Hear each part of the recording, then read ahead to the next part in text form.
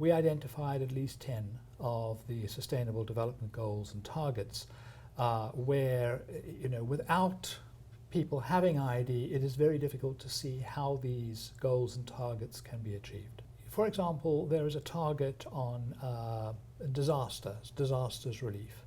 How do you deliver relief from disasters which destroy people's homes?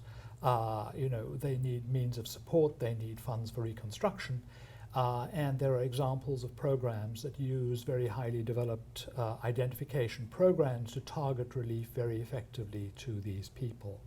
Another example is social protection. There is a Sustainable Development Goal on social protection. And right now there are around 400 or 500 million people in the developing countries who are getting some form of transfer. Again, these transfers, whether to ordinary people or to refugees, are far easier to make and far more precise if the transfers can be directly to people. So you can trace the entire transfer right down from the entity that provides it right down to the person who receives it. So those are some of the examples. There are others on financial access, on gender equity. We have a number. Mariana, any more you can add to that? I think, as Alan mentioned, there are at least 10 clusters of Sustainable Development Goals that can be enabled if a right and robust mean of identification is put in place. But when we looked with a second look at the what is called now 2030 agenda, we realized that almost every target needs a form of identification for someone to be able to access that right, that service. So I actually think we should have a second chance to read and go beyond those. Almost every target. So, I mean, some of them, there's 169 targets. Absolutely. And some of them, have been, some would question them being in there. Many have said there's too many targets. Things like sustainable tourism is one of them.